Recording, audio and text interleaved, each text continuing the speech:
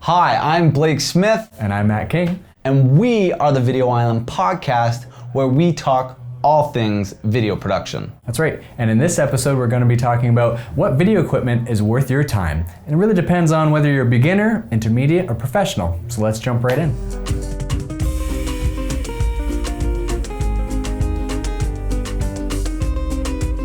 So on today's episode, we're going to be talking about what video equipment is worth your time. It's a very, very broad subject. Yeah. It really is. For sure. As you know, video is very vast. Video equipment, video production, just in the realms of doing stuff personally, whether you're vlogging, doing traveling stuff, or if you're producing video for business.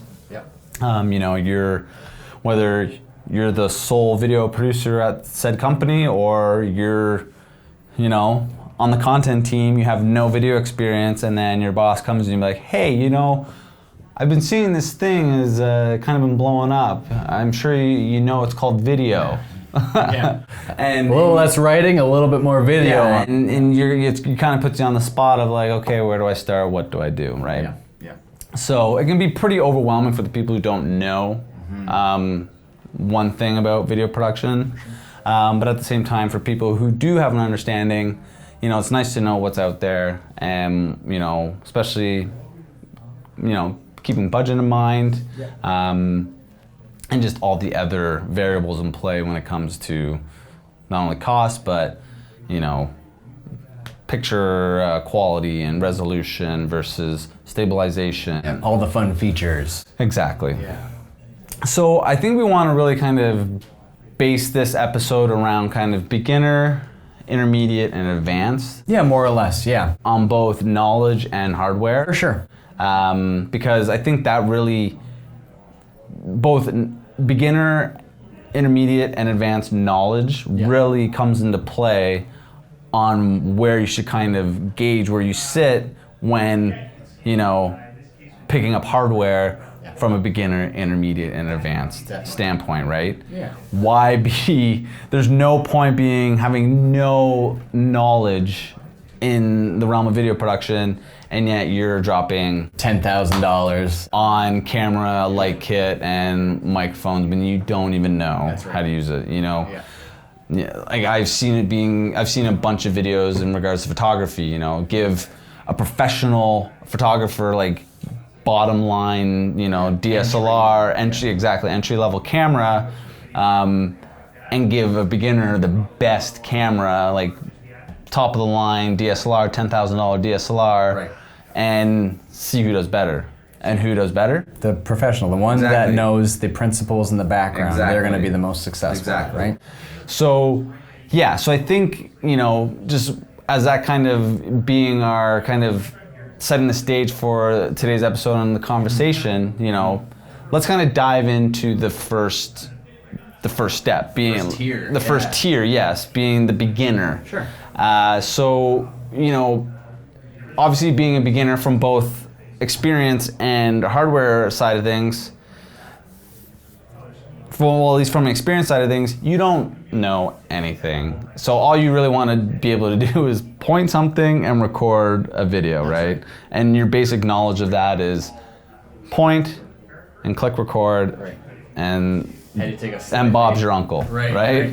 What's the slight step up from that, more or less? So so from a hardware side of things, from audio, lighting, camera, where do you think is the good point to start? Yeah, for sure. So particularly if you're an individual just starting out, whether it's for your own personal use or for a business, I think it's kind of the same thing. A good starting point is working with equipment that's going to kind of be perhaps limiting, but it's better off that you learn the principles behind how to use these pieces of equipment and then find out on your own that you're limited by the equipment, so then you can appropriately invest in the next step up. And we'll talk about that next step up in a bit. So for me, when you're just starting out, say you're doing a vlog, or you want to just generally produce content for YouTube, or your own YouTube channel. Maybe you're a professional within your field and you want to share some of that knowledge on your own channel. but you're kind of intimidated or not sure what to kind of start out with in terms of having video equipment and gear. Well, a good starting point really could be as something as simple as your cell phone in your pocket. These cell phones that we have today, particularly as long as it's within the last few years in terms of its age, is going to be a pretty rock solid device in terms of starting out and for quality's sake and just ease of use. So I'd say whether you have an Android or an iPhone, those are kind of the big two players in the game now. So either one shoots often at 1080p resolution, which is kind of the industry standard in terms of resolution. A lot of them now shoot 4K. And now, a lot of them now shoot 4K. So right there, you're having what is going to be the next industry standard, being 4K, built into your camera. So you have both options there. At the very least, if you're shooting at 1080p, you have met the industry standard in terms of resolution. And you know, most people have a 1080p TV at home. If you don't have a 4K TV at home, 1080p is just kind of across the board what you're going to be wanting to record at. But these cell phones do a really good job in terms of giving you the ability to kind of be flexible and mobile and not be weighed down by too much gear and not be too scary because there's only so many functions and formats within these cameras. So if you're looking to do vlogs and things like that, they're a great option for that. They're a fairly wide angle lens, so they are fairly limited in terms of working with, and if you don't want to be on such a wide angle shot. What you'll find is that the lens is very wide. So it's going to be happiest when it's getting landscape shots of things, so wide, broad shots. It's going to obviously, and you'll probably notice people that use entry-level cameras or their cell phones, when they point the camera at themselves and they're vlogging at an arm's reach, it's fairly wide and slightly distorted looking, just mildly in a lot of cases, but it's still fairly distorted. And what the distortion is when you get to a certain amount of width within your focal range, you start to almost, you begin that fisheye effect where things start to bend a little bit within the frame. And that's the last thing you want, particularly for getting an individual on camera, because it's not, well, for one, it's not slimming, but it's also distorting how somebody looks. So ideal is that you have an iPhone or an Android that has the double lens feature, so you can use the slightly more zoomed in lens for getting an individual or yourself on camera. But if you don't have that option and it's just one single wide angle lens, you can buy pretty cheap on Amazon or other strange, maybe less trustworthy sites, a series of clip-on lenses that are, some are wide and some are closer. They're not the best ever, but they are funky to experiment with, that can maybe help zoom in your fixed lens on your camera. That's just the image though. So you can record a video on your phone, you can export that video out of your phone onto your computer if you want, or edit it directly on your phone if you want to fire something up to YouTube or whatever pretty quick. But you're missing some other elements in the game, one being better quality audio. So there's something to say for having a decent quality image in your video, but it's not the end of the world if it's not the best image, obviously, ever. There's a lot of content, I'm sure we've all watched a lot of content that isn't the most stellar, but it's still good quality content because of the subject matter is interesting and it keeps us engaged.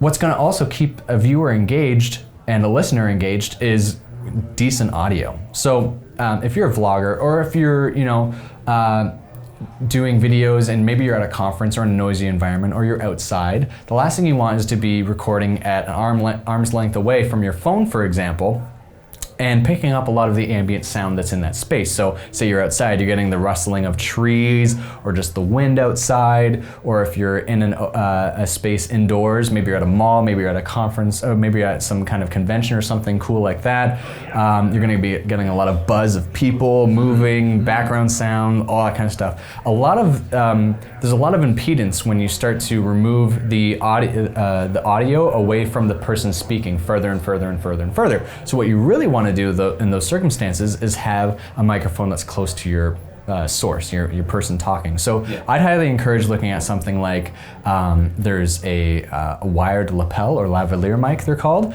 We have them on right now, and that's what's attached to us.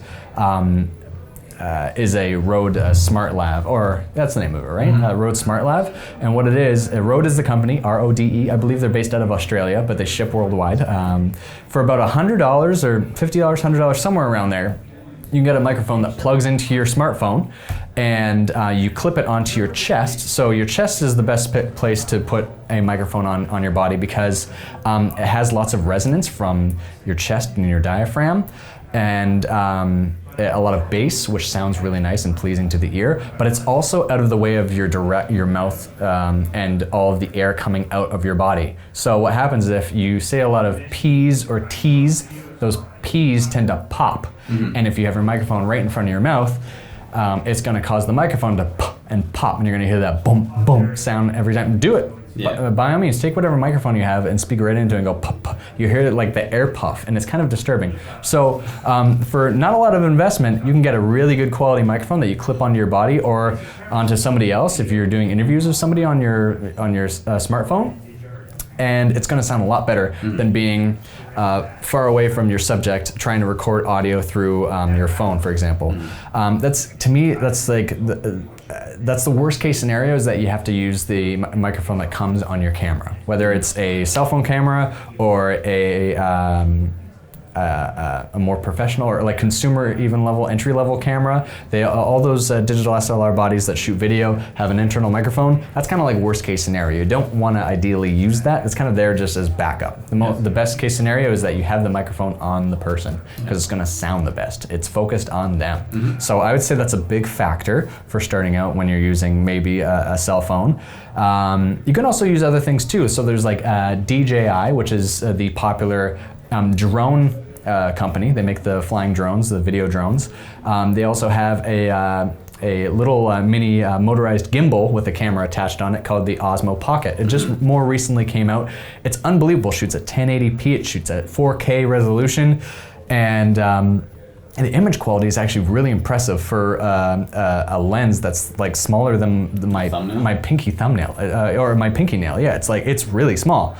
But the image quality out of it is pretty amazing, and the benefit of having that gimbal, particularly if you're into vlogging or you're doing convention stuff, anything like that, or travel, is that on the go, is that this motorized gimbal bounces out and stabilizes your shot. That's another factor, is that the last thing you kind of want is to be hand holding your camera and have shaky footage, because it does get kind of hard to look at. So if you can eliminate that by having something that bounces out that motion, like a cheap tripod or one of these DJI Osmo Pockets that just totally butter smooth out the motion, so you can go and run with the thing and get yourself on camera, get something else on camera, it's awesome. Like that takes you up to like a really good quality level for not a very large investment. I believe one of those DJI Osmos are like $450 or $500 US. 500. It's not bad at all. 500 Canadian. 500 Canadian, so yeah, so even better if you're in the US.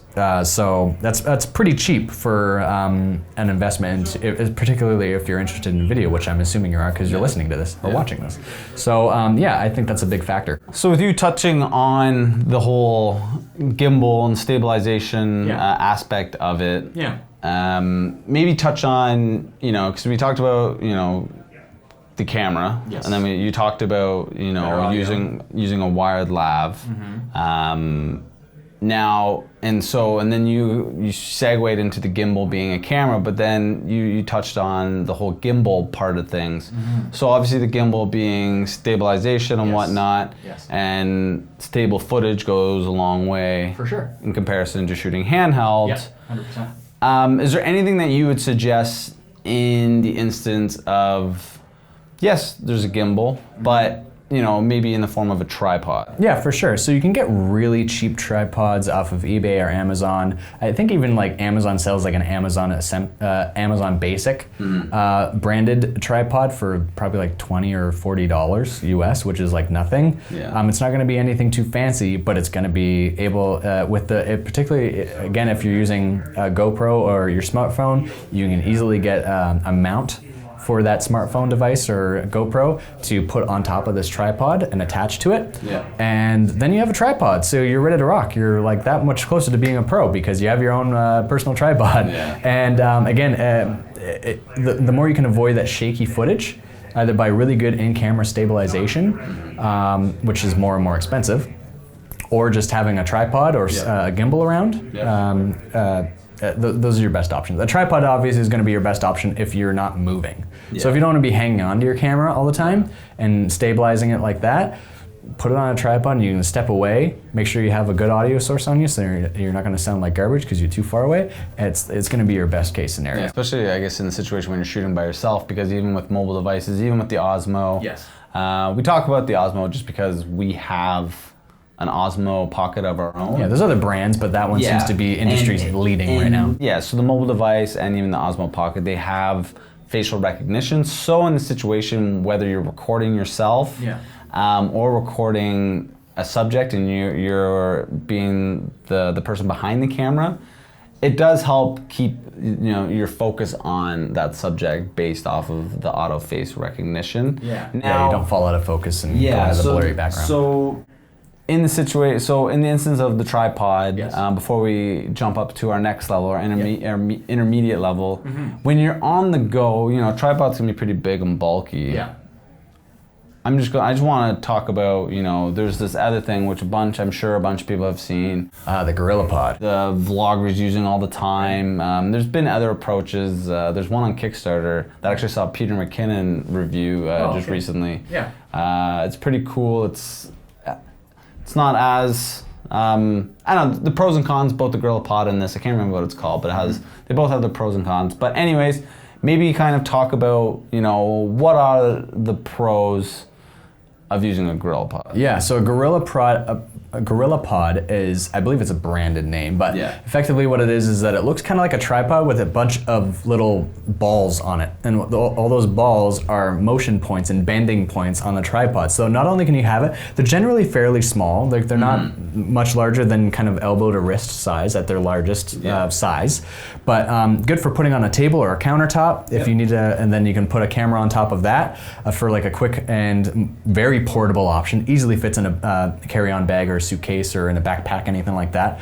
But not only that but it also is very good for if you need to like turn those legs in, because like I said, it has all those articulating parts of the limbs, because they're all on balls that move and sway and swivel, that you can attach it to like a tree limb if you want to. If you're outside vlogging, you need to attach it while you're on the go, or if you're whatever's around you, you clamp it onto things essentially. So I imagine the GorillaPod name comes somewhere from the idea of like it being something that just grips onto things, right? So like a monkey, it just kind of you grip it on, or a gorilla, you grip it on. A gorilla, I just see just like big and clunky and kind of oafy. I know they're super strong, so maybe that's a part of it. But like I don't know, just like the idea of like it grips onto whatever you want to put it on, which is a really cool option. So it's a very versatile tool for stabilizing your camera. Not to distract it, I'm just a side note. Do you think it's just kind of called a gorilla because it's more of kind of like on the go, like? I think it's multifaceted name really. So like it's gorilla. So like there's the gorilla style video producer, which is very just run and gun is another name for it, or like very independent and kind of scrappy. So that gorilla style of shooting video is like kind of like sexy to people because it's like, I don't need all the fancy gear. But you know what? That's a great way to kind of start off because you're not too worried about necessarily having the highest quality, best gear, because as we said off the top, having all that good stuff, if you don't know how to use it, doesn't mean anything. You just wasted a lot of money. It's having a great idea in your head that's going to make the video what it is. That's where the quality is really going to lie. So that's your beginner level stuff. Now let's dive into the intermediate stuff. I'm just gonna throw it out there that, in my opinion, and I'm sure you agree, like the Osmo Pocket, talking about gimbals and stuff, I think that kind of blurs the line between beginner and intermediate. Probably a little bit. Just because of the investment?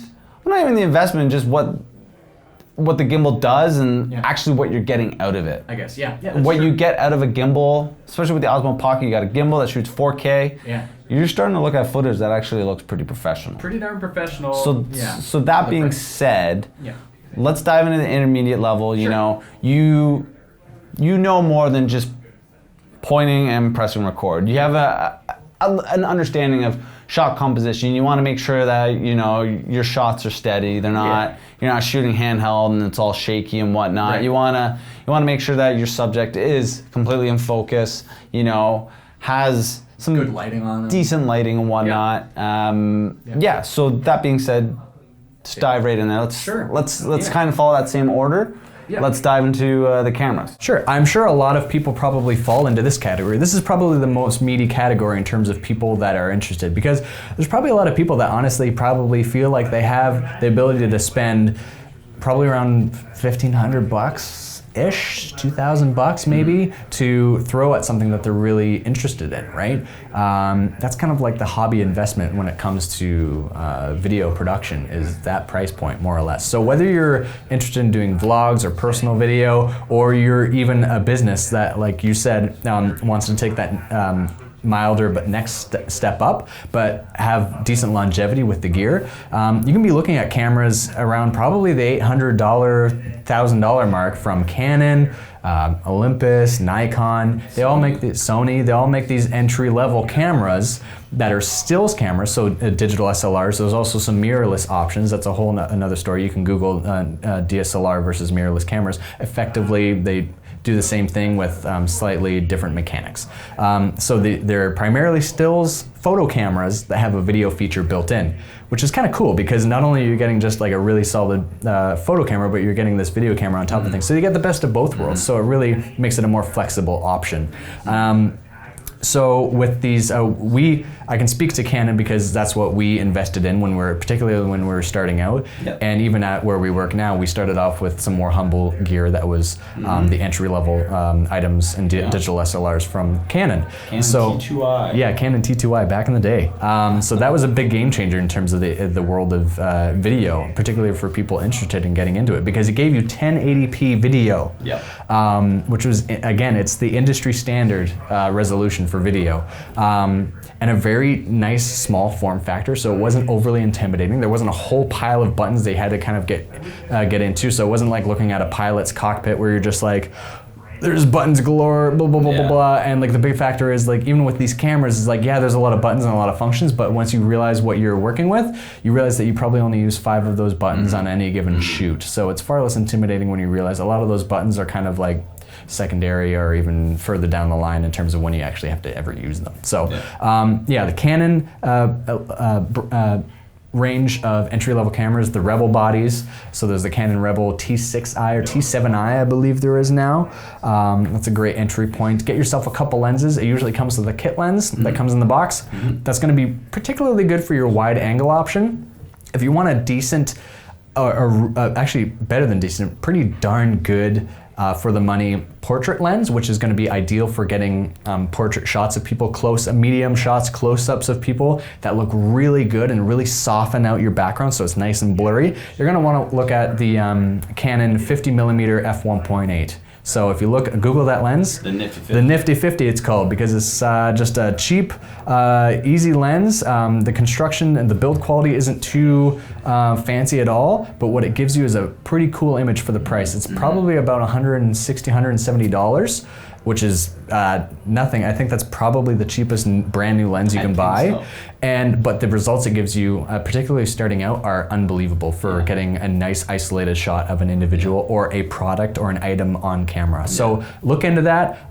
That's definitely the number 2 lens you want to be buying when you're starting out with these digital SLR camera bodies. Yeah, and to that point, specifically when, both personal and business side of things, I use the kit lens and the Nifty 50 specifically for that. The Nifty 50 being great for interviews, being great for, getting that, nice products, depth of field, pulling focus and whatnot. Whereas with the kit lens, what you get with that, because with the 50, you have that fixed focal length, so you don't get that much flexibility. You have to move. You literally have to move, exactly. You don't have the zoom function on that lens. Whereas with the kit lens, you did get the ability of shooting a bit wider. Yeah. Obviously, with it being 18 to 55, means you can go from a wide to a portrait shot. But there are the cons of that being that the f-stop on that was much higher. Yeah. So it gave you less room to work with, or made things more challenging if you really wanted to get that washed out background that you'd get with the Nifty 50. Yeah. So they both, from you know, jumping from beginner to intermediate, I feel those two are a good combo to start with. For sure. And then obviously, as we kind of prefix this whole episode with, is like, obviously as you learn more, you can build on it, right? That's right. And I think those would be a good starting point. Yep.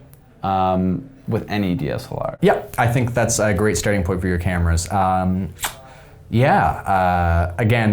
one quick tip to look up is go onto YouTube and look up the exposure triangle, so you can understand more about the aperture and what it does in terms of softening your background of your image and letting light into the camera. But also tells you, because it is a triangle, that's aperture, shutter speed, and ISO, which is fake light being brought into the image through the sensor. Once you understand those three principles, you will really start to understand how these cameras function, and you'll feel that much more comfortable with them. All complement each other. Yeah, and understanding how to use them makes a lot more sense at the end of the day. So look that up, exposure triangle. Yeah, because like even you know, shutter speed, you know, if you want to really go for that, you know, film kind of look, shooting at 24 frames per second, making sure that your shutter speed's not cranked, because, you know, your ISO, you know, is so low. Like, if you have an understanding of those three, you'll see why these three all complement each other. And if you know all three and have them at their ideal settings, you will get that, you know, cinematic looking quality footage out of this $800 camera. I was gonna say $1,000 camera. So that is your camera with lenses. Just, you know, just touching on that. Now, before we jump into audio, you know, the one thing with DSLRs I would say that is kind of a con is the whole handheld. You gotta get good. There are, you know, techniques to shoot handheld while keeping your footage stable. It's you know, that's just something that just will take practice. More points of contact obviously means the more stable the camera is, because, you know, you have it in your hand, you're holding the lens, and then, you know, just working your body. But in the reality of, like, you know, with the Osmo Pocket, you know, with the gimbal, or, you know, even from the GoPro, or even some of the more recent mobile phones that have built-in stabilized software, you're not going to get that. And you definitely don't want to shoot handheld with the Nifty 50, because it's going to be shaky footage. Super shaky. And looking at gimbals or stabilizers for DSLR, that's where price points start jumping. It really starts to jump up, and it's So there are the pros and cons there. So again, it really comes down to what you're trying to achieve, what kind of shot, style. All these things do come into play when you are producing a video. So that being said, let's jump into audio. You know, we talked about the wired lav for the mobile devices and whatnot. What's the next now, what is the next step up, you know, given that we're shooting with DSLRs? So at a fairly standard price point of anywhere from probably around $300 to about $600, you can get yourself a very good wireless lavalier mic. Again, we touched on this earlier with the phone, is that the lavalier or lapel mic, like what we're wearing right now, clips onto your shirt, or you can tape it inside the shirt. It goes around chest level. It's going to be your one of your best options for getting really clean audio from a subject. So we in-house, we use the Sennheiser brand of wireless lavalier mics.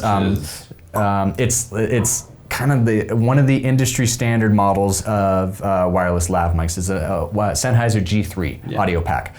It's now been discontinued, and replaced now with the G4. So if you look that up, I believe it's just under $600 for one mic pack kit.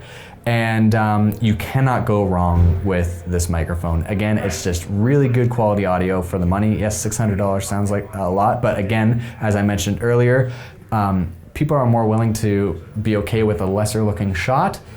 They're not going to be as forgiving if your audio is pretty rubbish. So have good audio. So this will give you nice sounding quality audio. For a little bit less, you can probably get a different brand of wireless audio microphone, but I just like this one. So for $600, it's totally worth the cash. So you're saying, the wireless lapel mic, obviously is probably the best way to go, because there's a lot more flexibility to it, because it's as close as you can get the microphone to your subject. Absolutely. And also it gives you, the flexibility of how far away you are from your subject. Getting untethered from the camera is a nice feeling. You could literally have your subject standing on a balcony 100 feet away. Well, maybe not 100 feet. Depending on the range of the mic. Somewhere in there, 50 feet, and be able to... You know what I mean by having your subject be, have a significant distance away from the camera, yet still the quality of audio is the exact same, as clear, and the exact same as if they were only 5 feet away.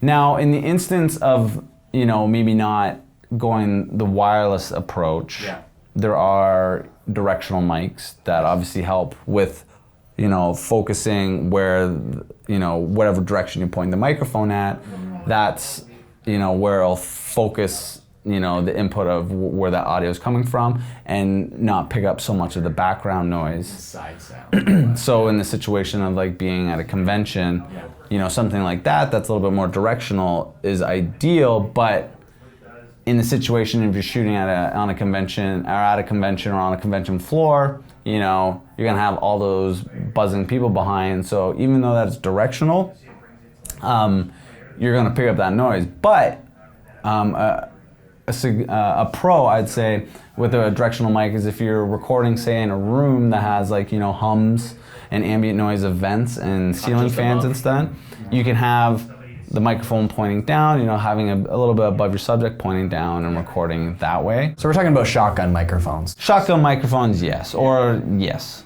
Similar-esque microphones. Yeah, Rode makes video mics that are in similar fashion. They're still kind of like shotgun shape. Yeah, I don't know if they're technically a shotgun mic. I think they are, because they still have that tube, that cylinder shape. So the cylinder shape, often in shotgun microphones, often is indicative of a fairly directional microphone, so a fairly targeted point, which is what you're saying. Like wherever you point the end of that cylinder, where the microphone lives, is going to be firing and looking to pick up audio from. So it's going to be really good at kind of isolating the rest of those sounds and getting all those sounds out of there. So like you said, if you have that above your subject and pointing down at their head kind of thing, right at their chest kind of area, probably you can be like 3 feet above their head kind of thing, or 2 feet above their head. You're, like you said, getting rid of the ventilation sounds above them and things like that. So it's a really good secondary option to lavalier mics. Yep, and then also, I'm just going off experience here too, in regards of not using a wireless kit. In the situation of using even the Rode video mic, and running an auxiliary cable from it, it would require additional accessories, being a mic stand.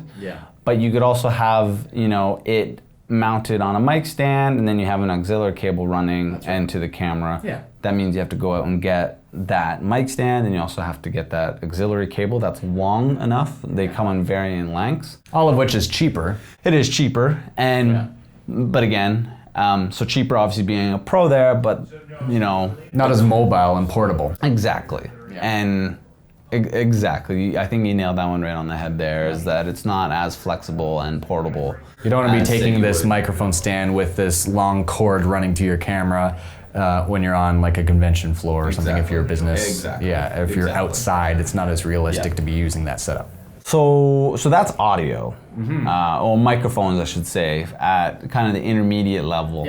And so now let's dive into, I guess, to kind of follow the same thing of the beginner level. We talked about stabilizing and tripods.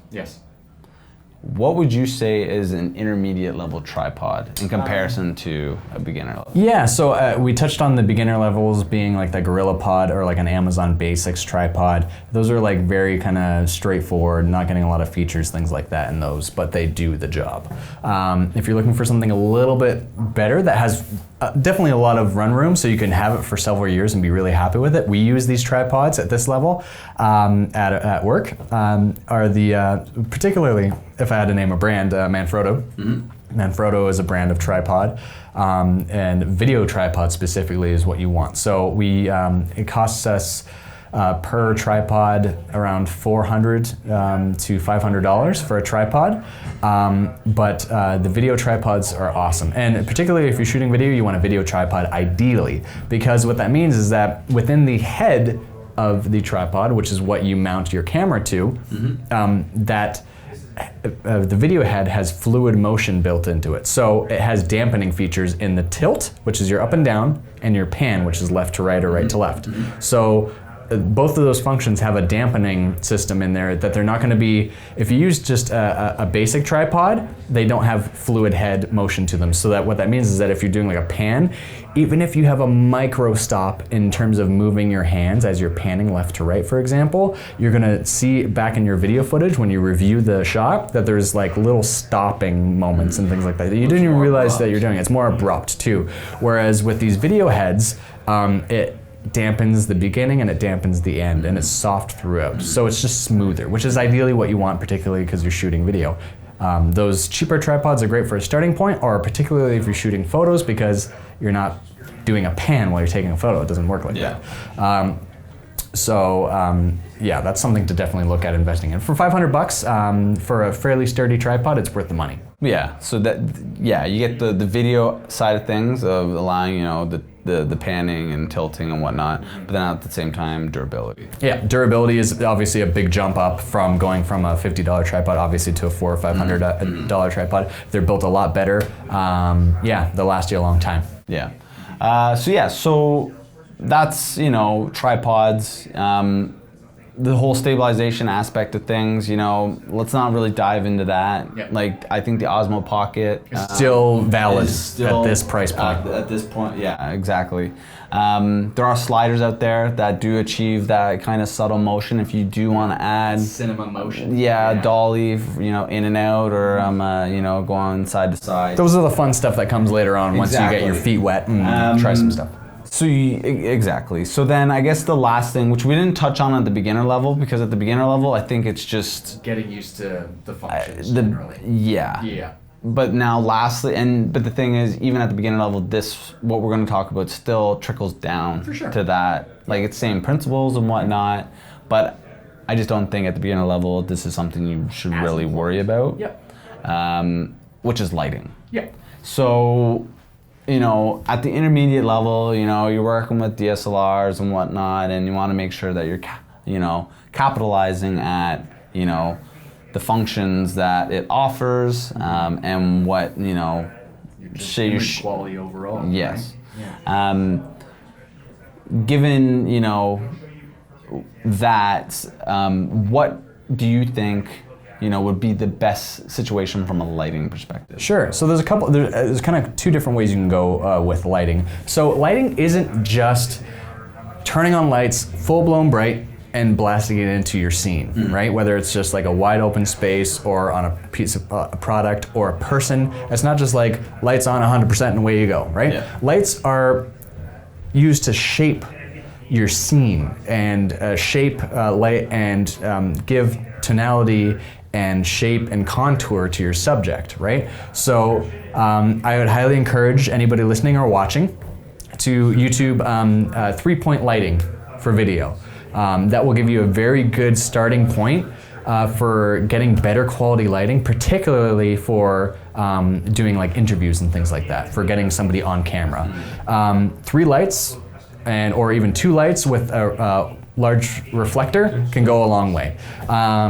It makes the world of difference in terms of pulling your subject or your main point of focus off of a background. So the background is often kind of like the cherry on top. The background isn't always the most important thing in the frame, obviously. So it's just there to kind of be pretty sometimes a little bit, right? It accents, right? Establishes a setting. Yeah, so why would you want to not have lights, for example, or to blend your subject, your main subject, your foreground, in with your background? You would never, of course, that sounds obvious. You wouldn't want to do that. Well, you use lights to cause that depth to happen even more. So in a 3-point lighting setup, you have your key light, which is your main light source.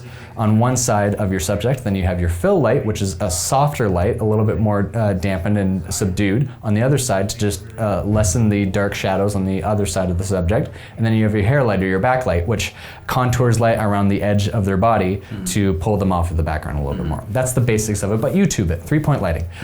At the end of the day, I've used all kinds of different lighting kits, from expensive ones to really cheap ones. On the really cheap side, if you're looking to just kind of get a starting point with lighting, you can go on Amazon, you can get a 3-point lighting kit. If you just type that in, lots will come up. And they're pretty basic light kits. They only have a few light switches for just like a couple switches for on and then a couple switches for off, so you don't have a lot of control in terms of like what we have now, which is dials that go from 0% to 100% in terms of light intensity. But it's a good starting point. These lights will probably cost you around $100 to $200 for the full kit. Oftentimes on Amazon too, you'll notice that you get like 3 lights with stands and a backdrop that has stands. So you get like a green screen backdrop, so you can try the grand world of green screen and like you're a weather person or something. Like you can do a lot of cool stuff with the green screens, but it gives you a good starting point anyway. So for $200, it's not a bad option. We have lights that are a little bit more sophisticated than that. We invested in a brand of lights from ICANN, I-K-A-N, and it's a 3-point lighting kit, and they are LED panels. And what they allow us to do, one, they're cool running, so they don't output any heat into the space. So that's a nice feature, obviously. They're really efficient, obviously, and they last a long time. But they also have a bicolor dial on them. So you can mix in your color temperatures of your lighting within your scene. So your color can run anywhere from orangey, yellowy tungsten light to really bluey white light, which is more like outdoor lighting. So the ability to dial that in specifically based on your lighting scenario and match that is crucial. Or go vastly against it and add in colored gels in front of your lights and things like that is another feature as well. But these lights do a great job for that. And these are about $2,000 for the 3-point lighting kit. So that being said, talking about color temperatures and having a more of a yellowish hue versus a bluish hue, and this even comes back to the camera side of things, and what the DSLRs and even at the professional level, they have the functions to help balance these color temperatures, which is called white balancing. Maybe let's kind of touch on, the importance of why, these lights have the ability to change color temperatures, I'll quickly and touch on that. and when you wouldn't, and why you probably wouldn't want to, have, say, house lights on that are, say, at a more warmish hue and then have, a light kit set up that are whitey blue. Exactly. So obviously, the ideal scenario for a standard basic interview is that whatever house lights you have, so house lights are like lights that are in the ceiling or coming down from the ceiling, maybe you don't have the ability to turn them off, or it's going to be really dark in the open space, say at your business, and it's going to look silly. So what you want to do is obviously keep those on, but then you have to make sure that your lights are of a matching color, so color temperature. So often indoor lights in a business are often tungsten, so they fall that on the color temperature range that range is measured in Kelvin. So on the kind of the standard spectrum, they're probably around 3600 Kelvin is the color of that yellowy orangey look of like a tungsten bulb inside a building. Versus if you go outside, it's somewhere around the 5,000, 6,000 Kelvin mark. And that's like your daylight, natural light. Yeah, daylight, natural light. It's that crisp white, blue light that we kind of see outside, right? So you obviously, in a standard kind of interview setup or standard production, you want to match those lights to the house lights. If you polarize them and go the opposite way, so if I used bluey white lights that mixed with the inside business lights that are yellow, you're going to cause either greening of your individual skin tones, or causing them to go purpley depending on like which way the lights are flipped or flopped. That's if you're not matching them, you're going to get that weird color balancing. And why that is because your camera also needs to balance its coloring on the sensor. So the sensor needs to white balance itself essentially, so to make sure that your whites are coming out true white and not really orangey brown or really bluey or really greeny or purpley or whatever. That's a major factor. So again, that's another thing to YouTube is white balance within video. But once you properly balance that, that's like a big factor. Yeah. Well, and that explains why, like, on depending the level of DSLR, like on the more lower end, you know, you'll see the white balance settings where it's, you know, daylight, tungsten, fluorescent, or auto white balance. Auto white balance can also be a fairly usable option as long as your lighting in your space isn't changing. So in our office where we work, it's a fairly mixed lighting environment. So we have a lot of windows, and it can go from sunny outside to very cloudy and start raining, which changes the color of the light coming into our space from outside. Even though it's dark, it's still spilling in light because the sun's still piercing through, even a little bit. And then that changes the white balance mixture between our outside light and our inside light. And you have to constantly be paying attention to what that's doing and try and balancing that, right? So that's a big factor. So white balance is super important because your camera doesn't know to compensate unless you set it up for auto white balance, which is fairly close, or you can customize and dial it in directly in the camera. So it's it's a major factor because last thing you want is like your person to look like Grimace from McDonald's or like the Green Goblin or something like that because you didn't color balance properly. And so and as you said, like, you know, lighting is, you know, a thing of its own. We could, you know, go talk on forever. Exactly. So we're just scratching the surface on that, and I think what you said really kind of covers, you know, your basis, at least from, you know, an overview of a light setup and why it's important at that intermediate level. And we did take a little bit more time at this level because this is obviously where you're going to start. Yes. And then what you learn and what you do at this stage will only grow from there. Exactly. Will, you know, bloom into that professional level. That's right. I think that's important because again, at any of these stages, like we said at the beginning, it's really important to know it's like what we're giving you here is like the starting point at that level. And it's up to you to kind of take it and run with it from there and find out the limitations, because if you're finding the limits, that means you're getting better, right? Exactly. So if you're getting better, good for you, then invest in the next tier up and like the bigger and better quote unquote stuff, right? So that being said, we'll use that as a segue to jump into our, you know, next and final level, which would be the professional approach. And, you know, the professional stance is, you know, what we would consider like kind of like, I shouldn't say kind of, it's what we're at, what we do. That's right. We are the in-house video team at where we work. You know, we've been doing this for a long time, I'd say about 10 years now. 11 years.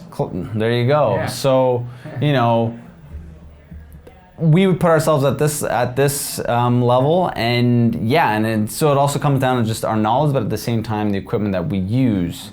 So that being said, let's dive into the camera at a professional level. Sure. So so you've invested in that digital SLR, you've kind of reached peak ability with that, and you're looking to invest in something further. A lot of different options within this space, and it's become more of a blend between consumer and professional, and the consumer level products are doing amazing things. There's a lot of mirrorless cameras, for example, mirrorless still cameras that shoot amazing 4K video with really good color compression or lack of color compression, which is great because you can correct your footage a lot better in post-production. So it starts to really blur the lines. But if you're looking at getting a proper like video camera, primarily video camera, we use in-house, we use a Sony FS5 camera. There's also this FS7, which is the big brother of that one. There's also some models from Canon that are the Canon C100, 200, 300. There's a few others in the mix there as well.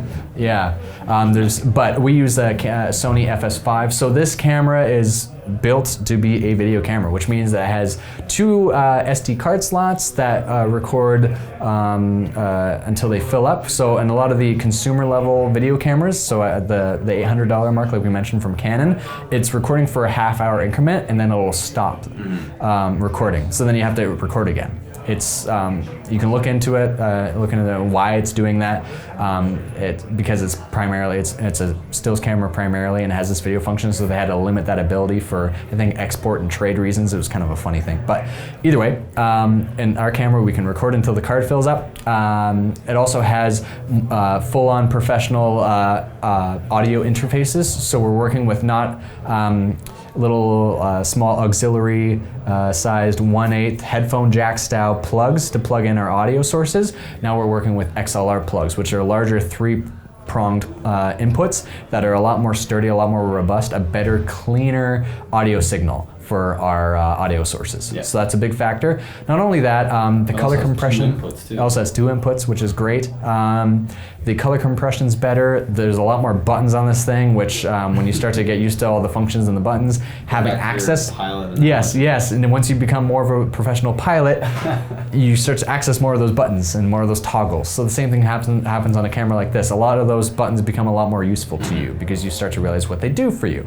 So that's a major factor. But another really great thing on this camera is that it is an interchangeable lens camera, which means that we can take the lens off and put different ones on that do specific things, wider, tighter, different little funky features. But behind that lens, attached to the camera, is a dial that is a neutral density filter, and that's effectively sunglasses for your that goes in front of your sensor. So the reason why that's important is that, again, if you research the exposure triangle, this will make a lot more sense. But if you're at a more open aperture in your lens, that means that there's more, the iris, it's effectively, it's the same thing with your eye. When your iris opens in your eye, the pupil gets larger, which means that more light is coming into your eye. The same thing, the same element lives within a lens. As that aperture opens up, more light is allowed to come in through the lens and hit the sensor. So the byproduct of that as well is that you have a softer depth of field, which is what we're talking about, that buttery soft background, which takes your foreground and separates it from the background more. If you close that aperture, less light comes in through the lens and hits the sensor. And that also means that you have a shallower depth of field. The science behind that, if you look it up, it's kind of complicated, but effectively what it means is that you have a shallower depth of field, which means that more of your background's in focus. Why would you care about having sunglasses on your sensor? Well, say you're outside. In the most obvious example, say you're outside, it's a sunny day, you want to open up the aperture really wide so that you're getting a lot of light in, but primarily you're also doing that so that you have a really soft depth of field and shallow depth of field so that your background's nice and buttery smooth, so that your person that you're, for example, interviewing stands off of the background pretty substantially. What you need to do to make up for that overexposure, now that you've opened up that aperture, is darken your shot. And one way to do that is to use a neutral density filter, which darkens your shot. It's sunglasses. At different steps, it gets darker and darker. So the fact that that's built into our camera, as opposed to us having to put on filters, they're called, on the front of the lens and have different sizes for different sizes of lens, is a big factor. It's a big pain in the butt to have to screw them on and unscrew them and put on different ones depending on the thing. This is built right in, and in fact it's even electronic. So it's one neutral density filter that drops in front, and it sends electrical signals through that piece of glass to darken and brighten up that piece of glass. It has 3 levels. Yeah, or you can just use the one and then use that electrical signal to run through it. True, yeah, so that's pretty unbelievable technology. And so this camera, for example, comes in at around $5,000-$6,000. Again, also this camera, of course, shoots at 4K at this price point, which we use here and there. Various frame rates. So it's just a much more versatile option and much more video-friendly camera. But again, you probably don't want to be investing in this camera necessarily unless you have oodles of money and oodles of time to learn about it when you're starting out. And know exactly what you're doing with the camera. Yeah, otherwise it'll be very intimidating and you're probably going to mess up some stuff. Exactly.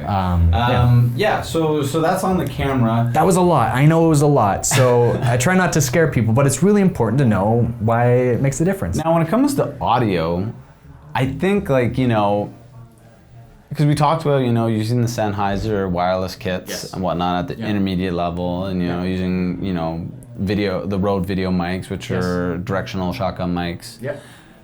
What can you add about the microphones, because these wireless kits are pretty much, I would say, professional level. They're 100% professional level microphones. Yep, they still count. What can you say that would differentiate, say, using microphones and audio at an intermediate level to professional? Like, what's another piece of equipment you can add? Or a piece of equipment, or just kind of just from a knowledge standpoint. Because like one thing that I would say is a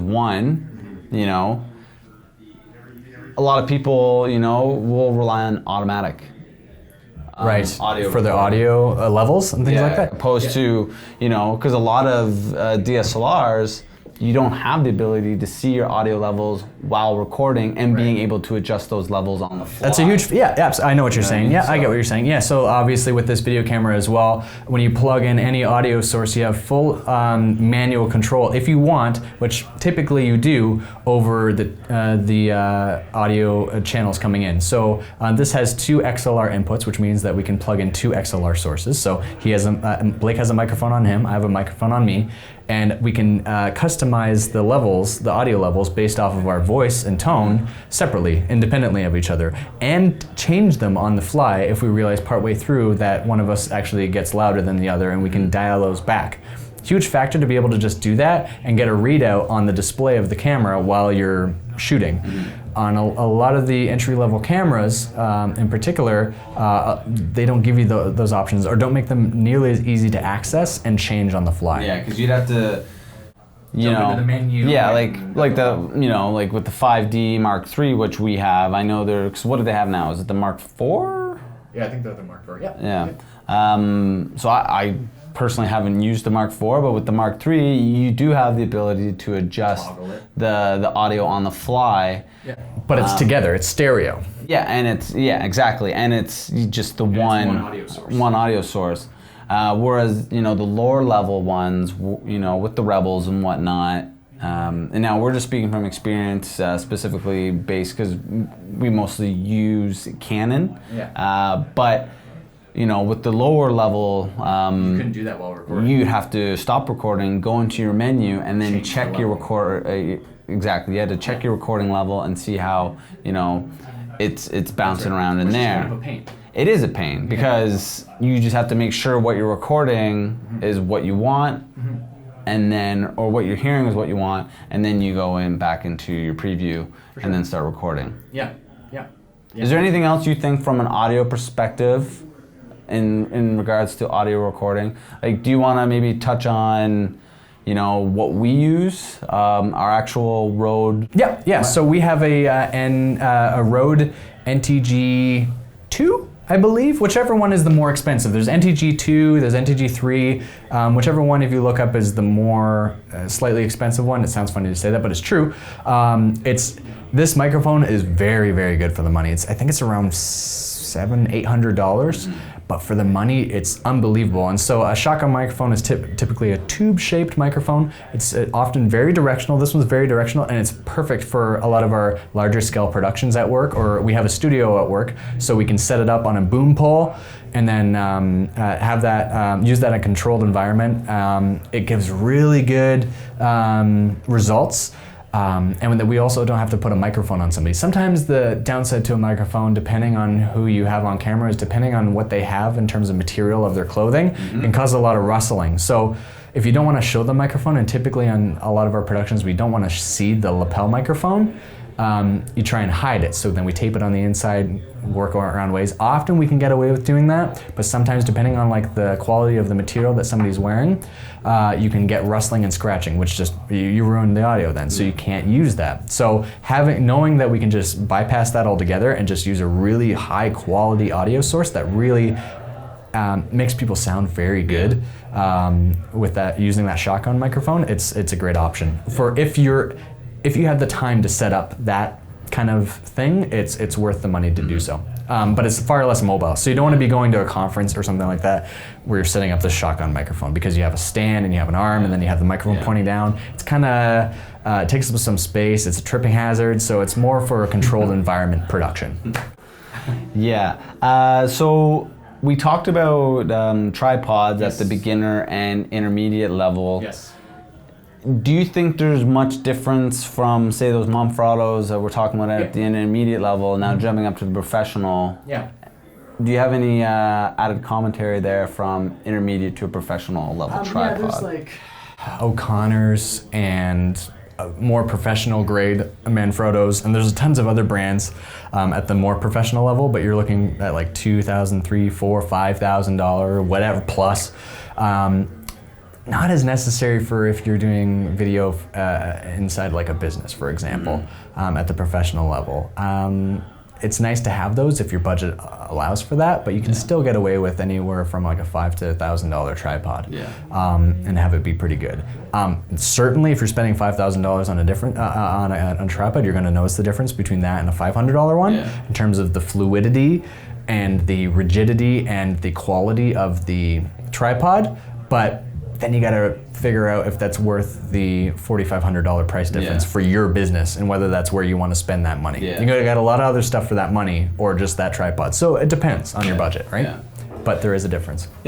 Okay, so then lastly, at the professional level, is the lighting situation.